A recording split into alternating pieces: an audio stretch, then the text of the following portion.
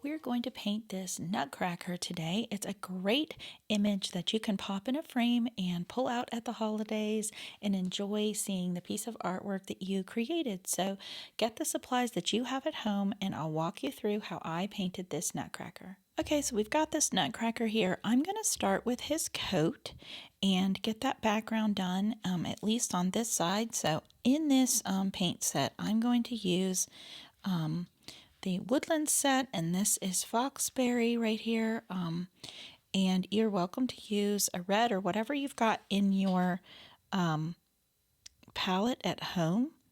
And just remember to think about, if you're going to do the coat one color, what exactly will you be doing for the remainder of the whole image, so that it is cohesive and you don't have too much of one thing. So, and that they look good together. I've seen blues and gray, so there's a lot of choices. Now I'm using this somewhat like a marker. I've got this little tiny small brush you can buy on my website. This is pretty simple and straightforward. I'm just coming in here and I'm going to work from the top down here and left to right, going back and forth just to make sure I can get all of this detail work in. And I don't have to worry about getting my hand in the paint, because this is really kind of the key piece to the overall painting here.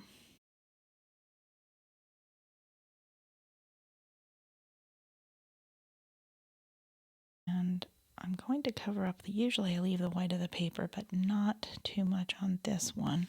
Let's see, let me start up here, and I'm doing very fine line from the top. You might want to try out on your little scrap piece of paper that you can do the very fine hairs of this. If you do not have a very small brush, you might not be too happy with your results. If you mess up, you can always just go over all of it, and then when it dries, add another layer of a color that would be complementary, and that way it can just be a happy little accident.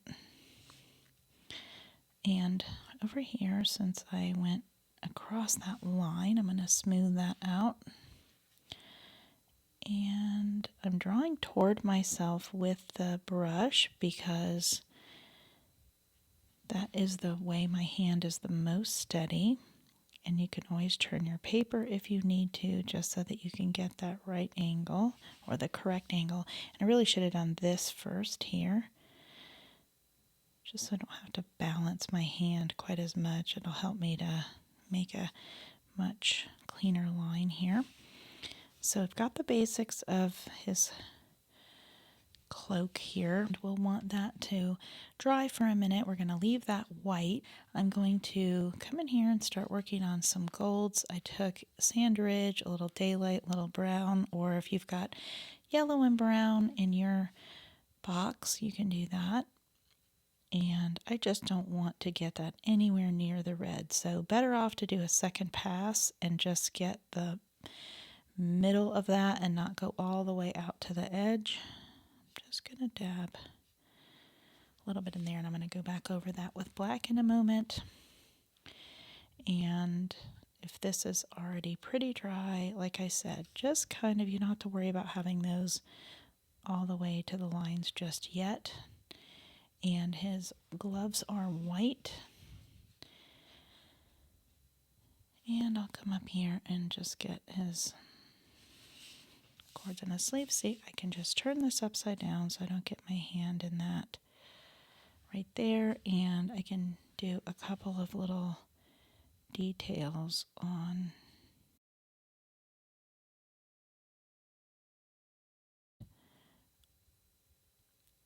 the reason why I want to do the hardest thing first, as I said, to keep my hand really steady. And now that that's kind of drying, I'll come in here and just fill in some of the corners with the tip of my brush.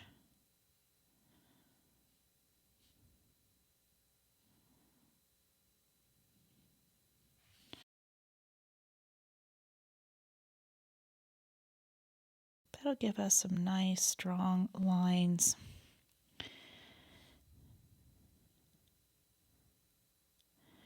Because it won't blend into the other space where we've already painted, even if it's the same color. We don't want it to do that because this guy is obviously very serious.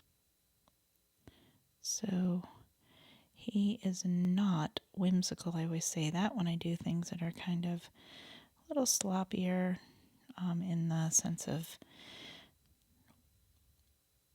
not having each line somewhat perfect, just kind of more fun and what I call whimsical. He's not whimsical, he's very serious.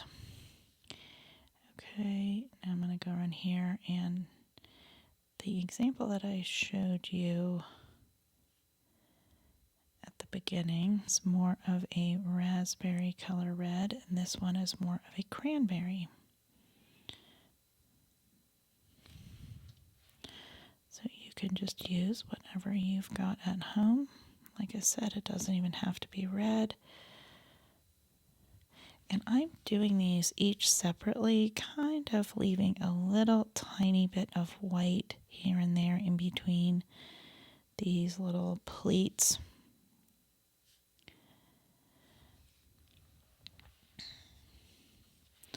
And I've got this shadow black, and if you've got, like, say, a tropical set, you can use ocean and hibiscus. That's a orange and a dark blue. Will make like a nice gray. And now I'll come down here and actually paint his boots. And I'm going to leave a little bit of white of the paper as though it were patent leather, shining a reflection.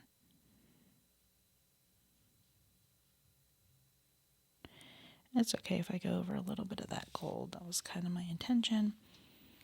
And because this is shadow and it's not really, the color name is called shadow and it's not a true black, I'm going to go over this a couple times to get that pigment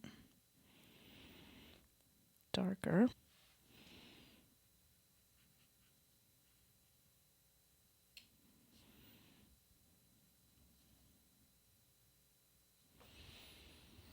Just like that.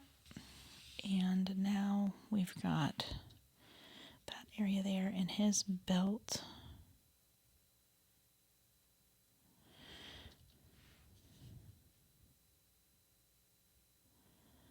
So, and the center of it, I think I'll go back later if I can remember and do the buckle in gold. And up here he's got these funny little chops as the Nutcracker. We have his mustache, which kind of starts to go near his cheeks. So you just want to be able to tell the difference there and leave that. If not, then I guess your mustache and your cheeks will be one thing. No one will know the difference.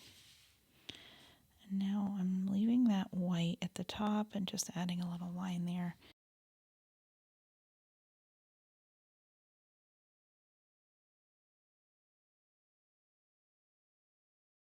And his eyebrows, almost looks like he has two sets of eyebrows. Maybe he does, since he's got a painted face. We can do whatever we want. And I've got this picture I was looking at, kind of the black drawn in there. And then now I want to create like a gray, just a light color across here. And you might want to skip over that red so it doesn't bleed, like I just reactivated that. While I'm waiting on that to dry, I'm going to add a little bit more gold, another layer here.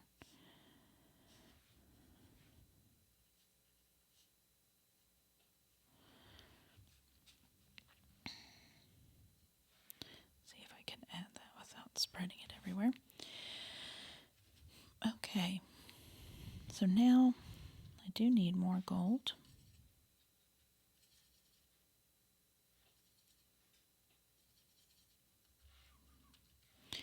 do these buttons, and my brush, my water brush, is just loaded a lot of water. I don't want it beading like I was saying earlier.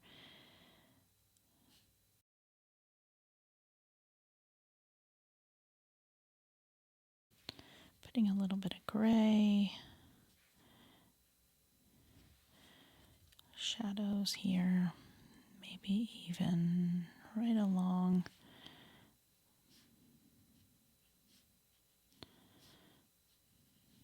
this. And we got to do his sleeve. Completely forgot he was going to have one white sleeve and one red sleeve.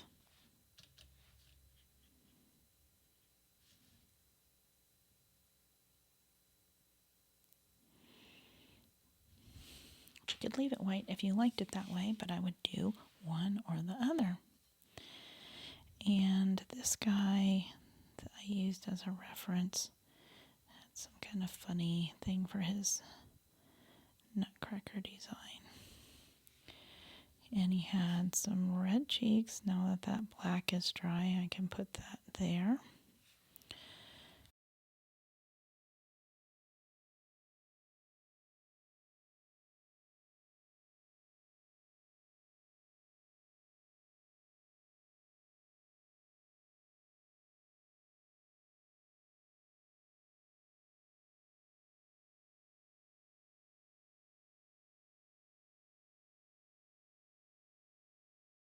I want it a little darker, so this will be my first pass layer, and then I'll add another layer, or you can just mix your color up as you like it and do it one pass.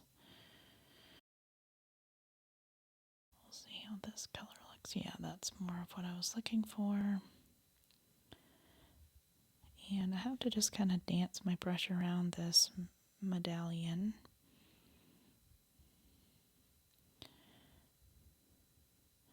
Find it easier to do this and then to do the medallion first. To kind of do this open area, and then that way if I go over it I can change the color if I made a mistake. He had like a band across here and I painted it yellow on accident, so I'll go over that.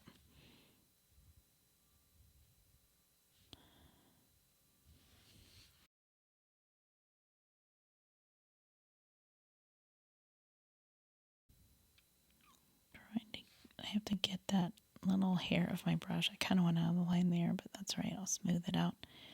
But I have to start very light, almost not even touching the paper, right at the corner to get that little tiny line. Otherwise you'll be outside the line. And if you go too outside the line and you can't fix it, just take your pencil out and smooth it out. Like that one isn't super straight, or you can wait till it dries a little bit and take a clear brush and make it wet and fix and smooth that. But on something like this, I'd probably just take a pencil and draw a new line.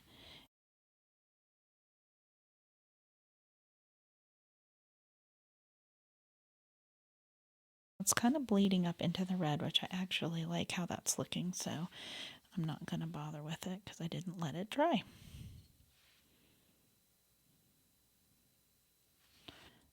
Going to now put in this medallion. I'm just kind of filling that in. It's way less specific as his coat because it's so small we can't see the details if he were a real guy standing in real life. So, and I know I'll use this kind of color. And I think we're pretty close to done here. I'm going to take another pass at it, take a look, maybe just to make this buckle a little darker. And we've got a gorgeous Nutcracker that we can frame and bring out every year at the holidays and be happy that we made this, or we can send something to a friend or give it as a gift.